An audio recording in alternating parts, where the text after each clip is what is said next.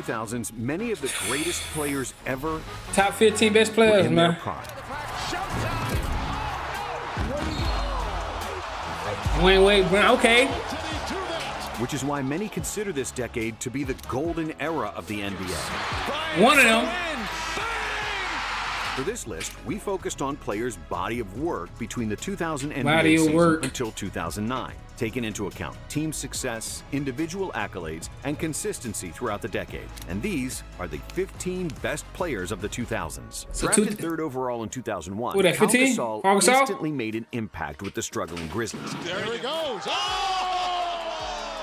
Dominantly winning Rookie of the Year with 17.6 points, 8.9 rebounds, 2.7 assists, and 2.1 blocks per game, while shooting 52% from He the was field. Nikola Over the next 6 years, before Nikola's Gasol's side now. numbers remained fairly consistent, and you could always count on his efficient 20 and 10, several assists, plus 2 blocks. But because he never had a teammate who averaged over 14 points per game, all Gasol could do was drag the Grizzlies to the playoffs, where they got swept 3 years in a row. Finally, at the 2008 trade deadline, Gasol got traded to the Lakers, who saved him from wasting his talents in Memphis. During his first season in LA, Gasol helped Kobe and the Lakers to reach the NBA Finals, where they would lose to the Celtics in 6 games. In the summer, Pau led the Spanish national team to the Olympics Finals, where they nearly defeated the Redeem team. This was Gasol's 5th medal with the national team, and he was clearly the best European player at the time, outside of maybe Dirk Nowitzki. Pau Playing for Gasol. Spain fully unleashed Forgot Gasol, about Pau. as he had the freedom to shoot 3-pointers, hold the ball more,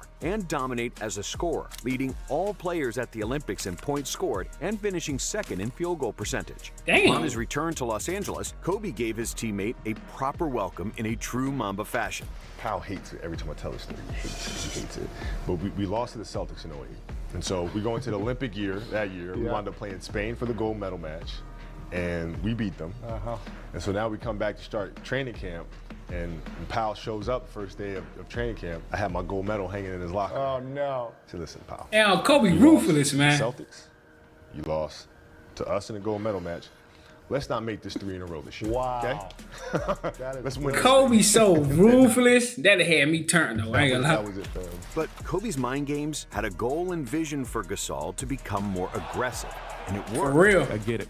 All right, I'm all in. Pau averaged 19 points per game, a career-high 57% shooting from the field, along with 3.5 assists and 2 blocks. In the playoffs, Pau further increased his efficiency and rebounding numbers, helping Kobe and the Lakers clinch their first championship since Shaq left. Bryant looks inside, finds Gasol, count it, and a foul!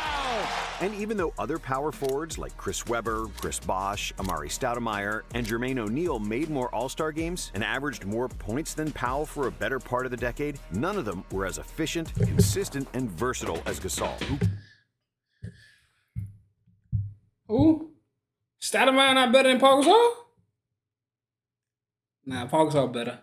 Amari Stoudemire and Jermaine O'Neal made Jermaine more O'Neal? All-Star games and averaged more points than Pau for a better part of the decade. None of them were as efficient, consistent, and versatile as Gasol, who could truly do everything on the court. I don't know. Jermaine O'Neal was Timothy. But I'd probably take Paul. If I'm Pau probably gonna played take Paul in the modern Ball. era, and if he had better teammates in Memphis, He'd have been his Nikola Jokic all-around today. greatness would be even He more Nikola pronounced, today. with even better stats. Backs in, spins, fake, Ugh. shot, it's good! Gasol got it to go! Like Pau, this next player was drafted into a newly established franchise where he immediately became a legend, but then he threw it all away in one of the most gruesome trade requests of all time. Come on out. It's Vince Carter, who was Vince drafted by Carter? the Toronto Raptors in 1998 and quickly became one of the league's best players with his otherworldly athleticism. Carter elevates and throws it down. My goodness. After he won the 1999 Rookie of the Year at the turn of the millennium, Carter became one of the faces of the league. Already averaging 25.7 points per game in his second season, Vinsanity became a global sensation after putting up one of the best slam dunk performances ever He's at averaging the 2000 25? All-Star Weekend. With his first shot! With arguably the quickest first step in the league, Oh my a silky God. jumper, and the ability That to ain't Carter, jump boy. out of the gym, Vince Bro. was unstoppable. Ahead of the pack, showtime! Oh I think of Leading the Vince so Raptors to different. their first playoff appearance in franchise history. After that, at the 2000 Olympics, he threw the most disrespectful dunk of all time. disrespectful dunk of all time.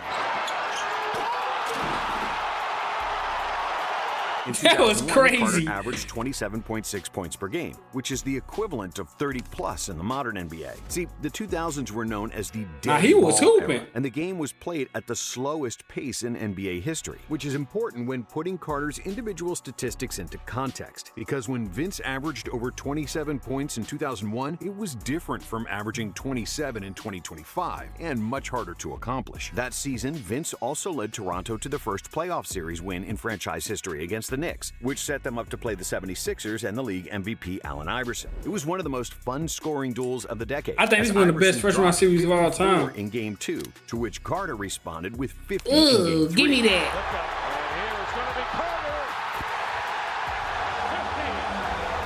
AI had another 50-piece in Game 5, but Carter countered with 39 in Game 6. Is there a way to stop him from that? No, man. If there was, we would have did it. It all We came would've down to did it. Game 7, where neither superstar really had a hot hand, and Carter ultimately missed a potential series-winning jumper at the buzzer, and Toronto lost. Carter trying to get free. Carter at the buzzer. No good. Over the next 3 years, Damn. Vince averaged 23, 4, and 4, but the Raptors struggled, not even being able to make the playoffs in 2003 and 2004. Fed up, Vince demanded to be traded, doing so in the worst possible way, by sabotaging his team on the floor. He used to Ow. get the foul line a lot more. He used to get a lot of dunks inside. Is it? I don't want to dunk anymore. Why not? For what? After 20 long games, Told the guy, I ain't want to dunk. He basically said, bro, I do not want to play for Toronto no more. I'm not dunking until I play for Toronto. Yo, After Vince. suffering, Toronto finally relented and got rid of him, while getting almost nothing in return. And once he was traded to the Nets, Vince jumped from 16 points on 41% shooting to 27.5 points on 46% shooting. Due to his lack of effort and stabbing his team in the back, the Raptors fans hated him for years, despite Carter earning the nickname Air Canada and the status of national hero. During his 5-year tenure with the Nets, Carter continued to dunk on people, Carter to the rim. averaging 23.6 points per game, Carter was 5.8 hooping. rebounds, and 4.7 assists. But playoff success remained out of reach, as he won only 2 playoff series with New Jersey, never advancing past the second round. But despite only 3 first-round wins in the entire decade, the horrible way he left Toronto, Vince was simply too good to ignore. They have no timeouts remaining. Now Carter fires.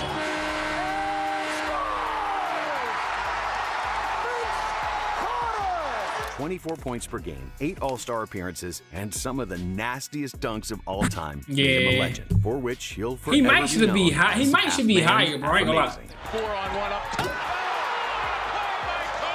And Vince Carter's teammate with the Nets is one of the best pure point Not guards better in than Vince NBA Carter. history. Up the floor. Jason Kidd? Behind the back. Ugh. Jason Kidd better than Jason Kidd was Vince? drafted in 1995, and when the 2000s started, he was, without a doubt, the best point guard in the NBA, leading the NBA in assists 4 times in 5 years. Along with being one of the best rebounders and defenders of all time at his position, Kidd was a perennial MVP candidate in the first half of the 2000s. In 2002 and 2003, Jason led the Nets to the NBA Finals, but couldn't overcome the dynamic duo of Shaq and Kobe, and then the all-around greatness of Tim Duncan and the Spurs. And even though his numbers started to decrease after his 30th birthday, Kidd was still savvy enough to stay at the top by developing his outside shot, the only flaw in his early career. During the decade, Kidd averaged 14 points, 7 rebounds, 9 assists, and 2 steals per game, making 5 All-NBA teams and 8 All-Defensive teams, establishing himself as one of the most intelligent guys to ever play. Over to Kidd. Baseline drive. Kidd throws it up. Oh! How did he do it? A circus shot. That was crazy. But Jason Kidd's greatest weakness was this next player's greatest strength. And before Steph Curry, many considered him to be the greatest shooter of all time. Some people called him Jesus. He's better known as Ray Allen. I call him Jesus.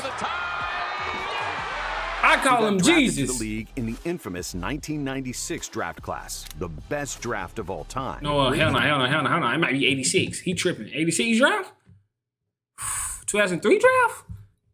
Became an All-Star for the first time in 2000, a feat that he would accomplish 8 more times during the decade. And even though Allen was mostly known as a shooter, young Ray was He's very the athletic. dunkers. He could put the ball on the floor and finish at the basket with power.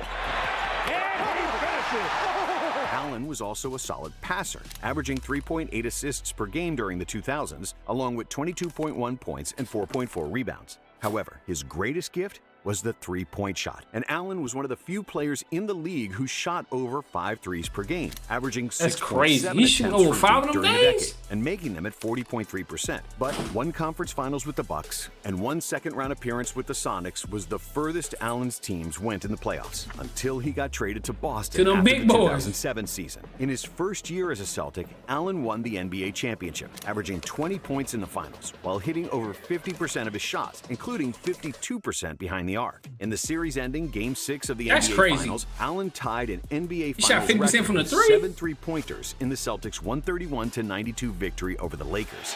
Ray Allen, another three, knocks it down. His 7th three-pointer of the game, tying an NBA Finals record. In the next season, the Celtics lost Garnett for the playoffs, but in the first round against the Bulls, Allen exploded for 51 points. Oh my becoming just the God. 19th player in NBA history with a 50-point game in the playoffs. Allen knocks it in over Heinrich, 51 points in 56 minutes. But without KG, the Celtics lost in the following round, and Allen closed out the decade with most total three-pointers made, 9th in total points scored, and 2nd in free throw percentage. Ray Allen for the game, got it! The Ray Allen jumper so nasty. Yeah, really Jesus. But despite Ray's greatness, he wasn't as talented as this next player, who could have become one of the top 10 players of all time if it wasn't for injuries. Drafted straight out of high school in 1997, T-Mac. Tracy McGrady joined his cousin Vince Carter. I don't know if Ray Allen better than... Nah, I can't say that. Vince Carter should have been higher. On the Raptors, but due to Maybe better Vince Carter. finances, First warm one. weather, and a wish to be a star on his own team, he joined the Magic after 3 seasons in Canada, and then he absolutely exploded. He takes it! T-Mac in Orlando? Ugh. During his first 4 seasons in Orlando, nobody scored more points than T-Mac, who won 2 scoring titles, averaging 28 points, 7 rebounds, 5 assists, 1.5 steals, and 1 block per game. McGrady really could do it all. He had the size, athleticism, and 1 block per game. T-Mac was out McGrady here cooking really shit. could do it all. He had the size, athleticism, soft shooting touch, court vision, defense, and was also one of the most fun players to watch. His duels with Kobe were must-see TV. Stupid. McGrady, what a move.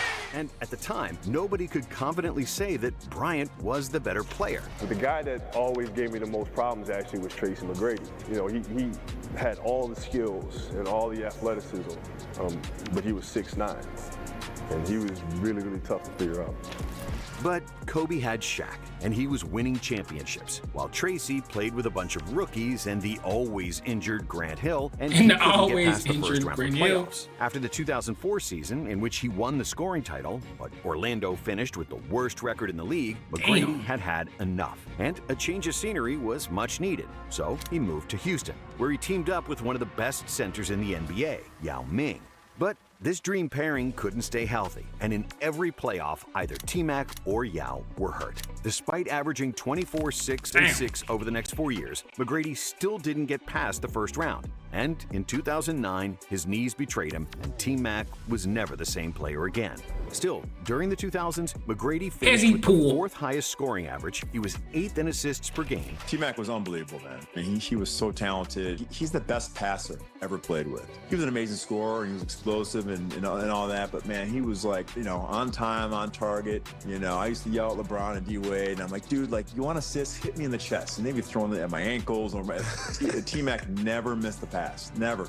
You have to give him his flowers. He's the best, one of the best passers of our generation. Damn. And will forever be remembered I ain't as never one of the heard greatest that. talents in league history. Here comes McGrady, no timeouts remaining. McGrady for the win. Yeah! Similar to McGrady, this Canadian point guard could never get over the hump in the playoffs, despite becoming one of the best players of all time. Steve Nash not better than Steve Tracy Nash McGrady. was drafted in 1996. Sorry, but I love Nash, bro. I'm a Nash fan. He might be better than Tracy McGrady. His career definitely better than Tracy McGrady, but Took him a while But I to take adapt to him the with you. physicality See, Nash of the is NBA, one-on-one, as he though. only became a full-time He different. starter in 2001, his 5th season in the league. If he'd But have shot once he more- started being more aggressive and hunting for his shot more, the 6'3" Canadian that looked like a skateboarder became unstoppable, serving the most Different. beautiful dimes out of anybody in NBA history, not named Magic or Jason Williams. From 2001 until 2004, Nash was a 2-time All-Star with the Mavericks. But because he was already past 30 and had a bad back, Mark Cuban didn't have faith in Nash, who signed with the Not at Phoenix all. Suns, where he became a legend. That triggers the rush the other way by Nash. Oh, what a pass. Teaming up with Mike D'Antoni, Nash led the infamous 7 seconds or less offense based on pace and three-point shooting, which was 10 years ahead of its time. 2 MVP awards followed in 2005 and 2006, along with multiple 50, 40, 90 seasons. That nigga Nash so nasty, bro. The MVP of the NBA.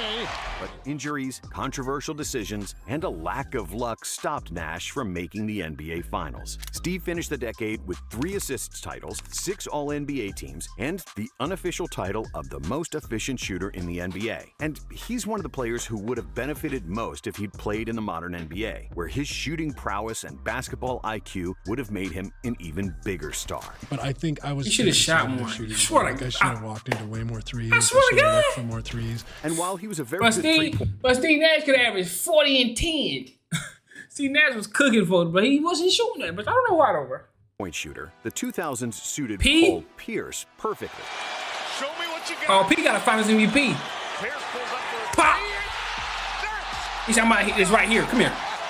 As his body was made for the rough style of basketball. Alfred said, wasn't "I'm overly cold-blooded." quick Nor athletic, but he had excellent footwork, handles, and big, broad shoulders, which could be used to bump into players and create separation. Pierce comes charging and oh my. After finishing 3rd in Rookie of the Year voting in 1999 P. behind Vince Carter and White Chocolate, Pierce started the decade with 19.5 points per game in the 2000 season, which was nearly his last. On September 5th, 2000, Pierce was stabbed 11 times in the face, neck, and back, and had a bottle smashed over his head at a nightclub in Boston, almost bleeding to death, but he managed to survive and recover in record time. And despite missing training camp because of his injuries, Pierce didn't miss a single game during the 2001 NBA season. And not only did he play in every game, but Pierce dominated, averaging 25.3 points, 6.4 rebounds, and 3.1 assists. In March of 2001, after Paul dropped 42 points on the Lakers,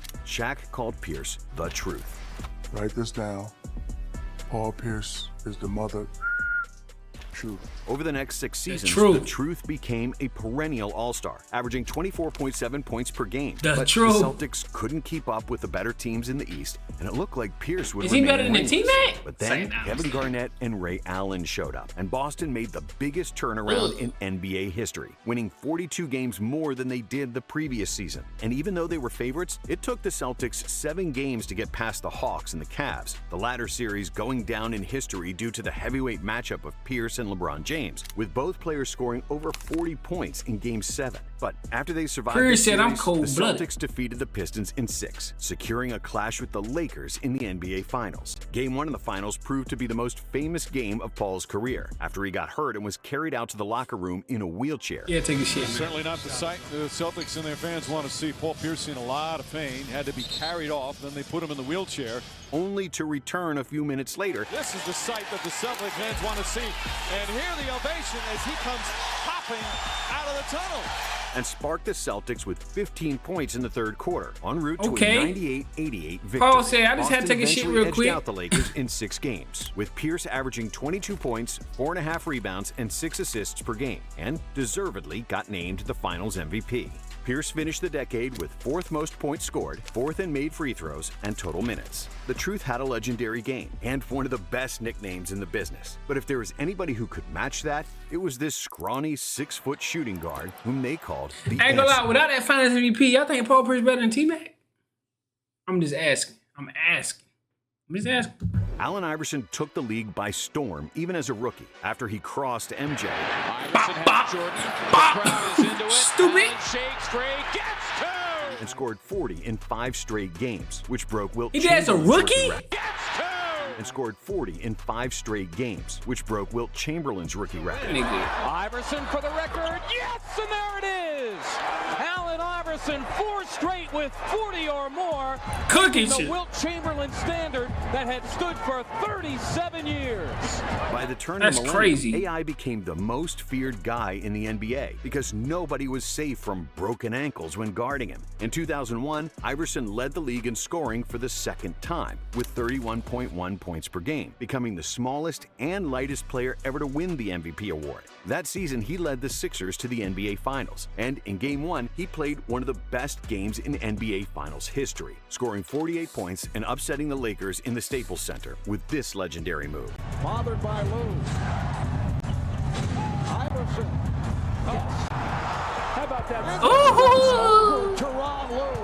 Over the next 5 years, AI averaged 30 points per game and won 2 more scoring titles. But despite becoming one of the most popular players ever, his Sixers never reached the finals. We don't and care. only He won averaged 30. one playoff series. In 2007, tired from Iverson's lack of practice and constant tardiness, I'm supposed to be the franchise player, and we're in here talking about practice. Come on, man. I mean, listen, we're Come on, talking man. about practice. Not the game. Not a game. Not a game. We talking about practice. they traded him to Denver, where he teamed up with Carmelo Anthony, forming one of the most potent offensive duos in the league. But even though they were fun to watch, the substance didn't match the style, and the Nuggets only won one playoff They went to the game during conference. Iverson's They didn't go to the tenure. conference AI finals? finished the decade in Detroit, where he was once again named an All-Star, but where his career took a downturn. Still, despite that sour ending, AI was the second leading scorer of the decade and will forever be remembered as one of the greatest shooting guards of all time due to his game, his style, and his attitude. He's not a shooting guard, bro. Stop doing that.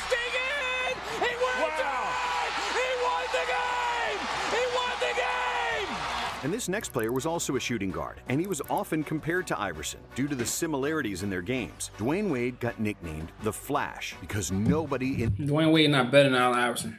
I'm sorry. Dwyane Wade is not better than Allen Iverson, the bro. NBA was better than him at splitting positions and attacking the basket at full speed without. I'm raised baiting. Chill. Nah, he ain't better than Iverson. I think Dwyane Wade better than Iverson.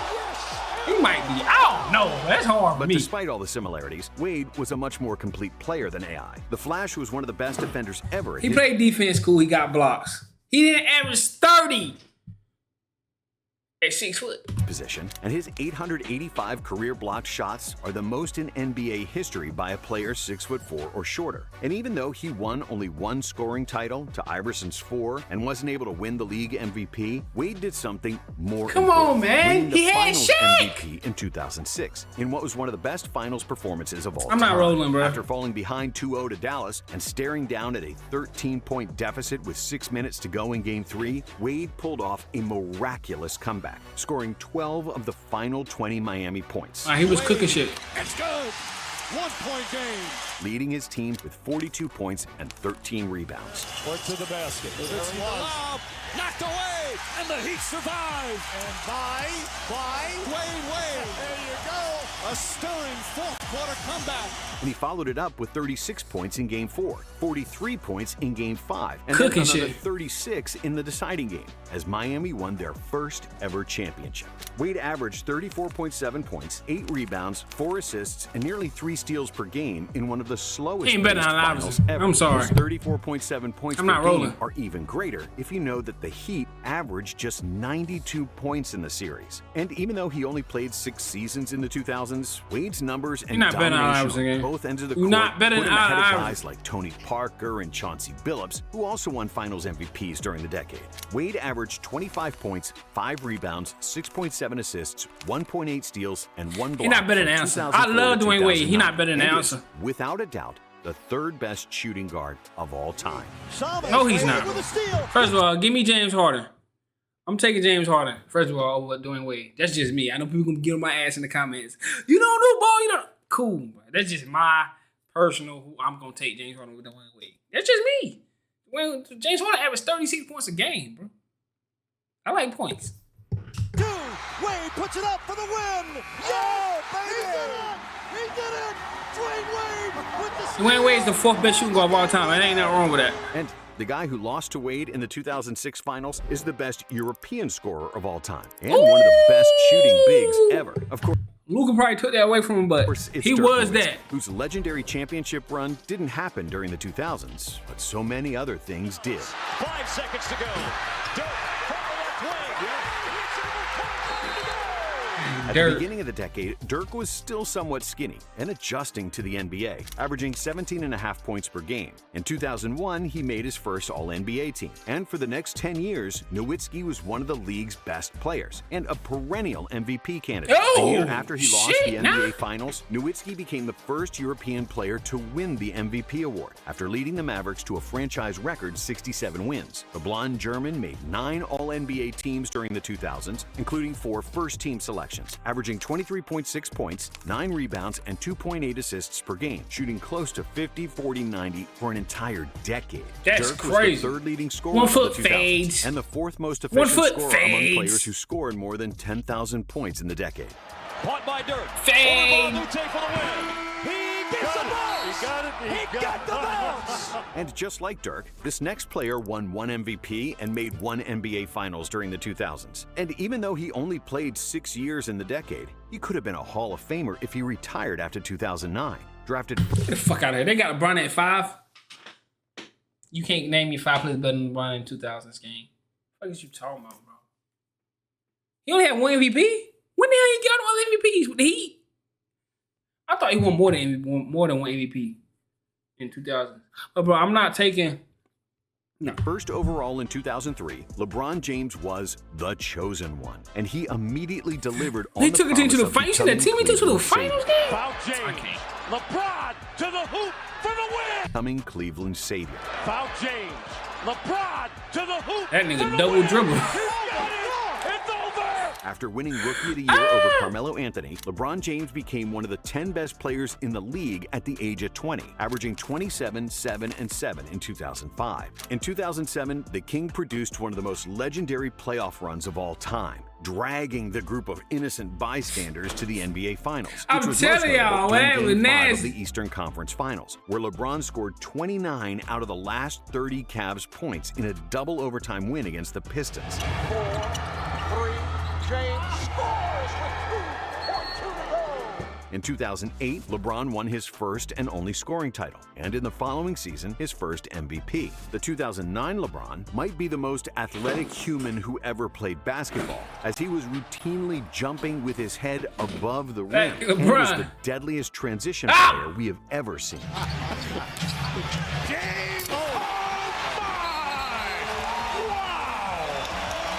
Even though he didn't win the title during the 2000s, James finished in the top 10 in MVP voting in all 6 seasons he played in the decade. And only Kobe and AI averaged more points than him in the 2000s. Come on, man. Lewis gets it to LeBron. And they did AI nasty in this one, I ain't gonna lie. For the win, yes! LeBron James at the buzzer! However, despite LeBron's greatness, these next 4 players had a bigger body of work, as they spent most of their primes during the 2000s. Like LeBron, Kevin Garnett came to the NBA straight after high school, getting drafted in 1995. KG's better and when than the LeBron. 2000s rolled around, he was already one of the 5 best I'm taking players KG in the over LeBron, world. that's a fact. I'm taking KG. With 1 for the win. I'm taking KG. KG finished second in MVP voting in 2000 and 2003 and was easily the most versatile player in the NBA. Garnett could score from the post and hit jumpers like a shooting guard. He stole the ball, blocked shots, I gotta do some KG highlights. I ain't like crazy, averaged more than 5 assists per game, and he could defend all 5 positions. In 2004, he played the best season of his career, averaging 24.2 points, a league-leading 13.9 rebounds, 5 assists, 1.5 steals, and 2.2 blocks per game in what was arguably the greatest all-around season in NBA history. Oh my Who can God. best play in NBA? KG, the big ticket. The big ticket. Unanimous MVP. If he don't get it this year, I'm leaving. Ain't no second season for me if he don't get it this. If he don't get it this year, unanimous decision, man. KG the big ticket. Garnett was finally named the league MVP. And what was even more important, after 7 consecutive first-round playoff exits, his Timberwolves finally won a playoff series. Minnesota made it to the conference finals, and maybe they could have gone all the way if Sam Cassell didn't injure his hip while doing his famous big balls dance. But after that season, the Timberwolves fell apart, not even making the playoffs in the next 3 seasons, despite the sustained greatness from KG. Finally, after 12 years, Minnesota decided to relieve Garnett of his misery, trading him to Boston, where KG's intensity and championship mentality shone in full effect. Even though his scoring average dipped below 20 points per game for the first time in 10 years, Garnett won his first Defensive Player of the Year trophy and shot the ball more efficiently than ever. In the playoffs, the Celtics made the NBA Finals for the first time in 20 years, where they defeated the Lakers in 6 games. Here's to Garnett. Garnett inside, backs it in, and a foul. What a play from Kevin Garnett. After which, KG unleashed a primal scream and one of the best quotes of all time. Anything's possible! For the decade, KG led all players in total rebounds. He was 6th in points scored, 7th in total blocks, 11th in steals, and 14th in assists, and by far the first in head-butted stanchions. But if there's any power forward in history that can say he was better than KG, that's Timothy Theodore Duncan. Rightfully so. Bringing it. Rightfully. Crossover. Timmy said, I'm fucking Steph Curry. Tim Duncan. A guy from the Virgin Islands who was supposed to be an Olympic swimmer and only picked up basketball after a hurricane destroyed the only pool on the island. Just a few years later, he had the most polished post game and became one of the best post defenders ever, with a pterodactyl-like 7'5" wingspan, mobile legs, great basketball IQ, and a perfect understanding of angles. Timmy could teach geometry at some university based on his patented bank shots alone, one of the most unique trademark moves of all time. After he won the 1999 championship and Finals MVP in only his 2nd season, Duncan continued to dominate in the new millennium. It wasn't loud, it wasn't flashy, but Duncan was getting the job done, and that job was winning games. To the basket, Duncan, a three-pointer, puts it up, it's good! Tim Duncan from three-point land ties the game! No other player won more games than Duncan during the 2000s, with 3 more championships, 2 Finals MVPs, and 2 regular season MVPs. Timmy made either first or second All-NBA team in each season of the 2000s, averaging 21.4 points. Bro, he said he made first or second All-Team NBA team every season. 11.7 rebounds, 3.3 assists, and 2.3 blocks. During the decade, Tim ranked 2nd in total rebounds, 1st in blocks, 7th in points, and 1st in plus-minus, as the Spurs outscored opponents by 7 points on average during Duncan's each game for the team. That's crazy. He gets away a fadeaway. He makes it with 4:10 left. Unbelievable. But even though his performance fell off during the second part of the decade, in the first part, he was by far the best player in the league and the most dominant player of all time. Shaq was great the top from the 5 moment legit. he stepped into the league in 1992 with an unprecedented blend of size, quickness, and power. However, it wasn't until Phil Jackson joined the Lakers before the start of the 2000 season that Shaq fully unleashed his potential. Coming ready for training camp for the first time in years, O'Neal was 345 pounds of pure muscle, and it showed when the season started. Here's a long pass. Slam dunk. Standing ovation. Beautiful play. Nobody in the NBA could contain Shaq one-on-one, and his Big mere ass boy. presence would put opposing teams in foul trouble, because fouling Shaq was often the only solution for poor defenders who had to guard this monster. O'Neal led the league in scoring with 29.7 points per game, along with 13.6 rebounds, 3.8 assists, and 3 blocks per game. Shaq was 1 vote away from becoming the first unanimous MVP in NBA history. But the most important thing was to win the championship. And after he knocked down the Blazers with the alley-oop from Kobe, Bryant to Shaq. O'Neal put up one of the most dominant finals performances of all time against Indiana, averaging 38 points, 16.7 rebounds, and 2.7 Shit was blocks per game, 38. finally winning the ring and the finals MVP. And then in the next 2 seasons, Shaq was virtually unstoppable, continuing his domination with 2 more titles and 2 more finals MVPs. But after a tough breakup with Kobe and the Lakers, Shaq got into shape again, almost winning another MVP with the Miami Heat. But even though Nash got the individual award, O'Neal won another title in 2006, despite not dominating like he used to. In the next 3 seasons, O'Neal made 2 more All-Star games, even winning the 2009 All-Star MVP with Kobe. But it was clear that his best days were behind him. Still, for the decade, Shaq averaged 23 points, 10.5 rebounds, and 2.2 blocks, with 7 All-NBA first-team selections. And the best player of the 2000s, the guy who helped Shaq win those championships. Only to get asked how O'Neal's ass tasted a few years later. Bean.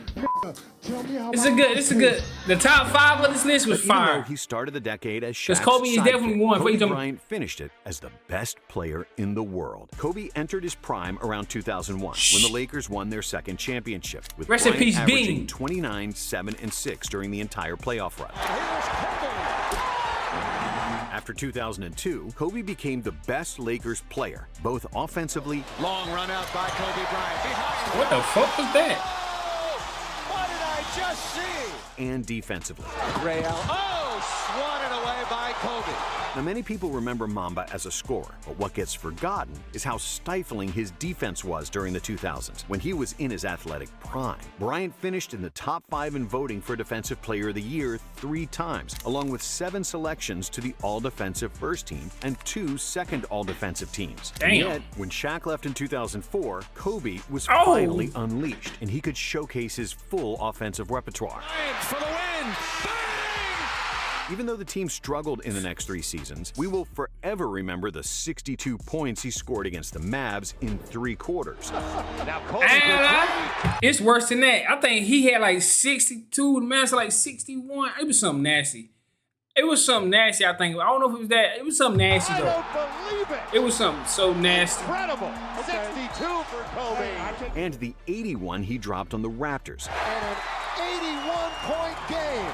55 in the second half. In a season where he averaged 35.4 points per game. When Pau Gasol joined the team, Kobe finally won the long-overdue MVP award in 2008. But arguably, the best season of his career came in 2009. Even though he lost a tiny bit of the athleticism he had during the early 2000s, what replaced it was maturity and the perfect understanding of all facets of the game, where everyone should stand on the floor, and how to push his teammates' buttons while being more social than ever. Kobe was finally a true leader, and in 2009 he led the Lakers to another championship, averaging 30.2 points, 5 rebounds, and 5.5 assists across the entire playoff run, becoming just the 4th player to win the Finals MVP while averaging over 30 points for the entire playoffs. And on top of his 4 championships, 10 All-NBA selections, Bryant was also the leading should have won more scorer of the MVPs too. 2000s, 5th in steals and 12th in assists, and is, without a doubt, the best player of the decade.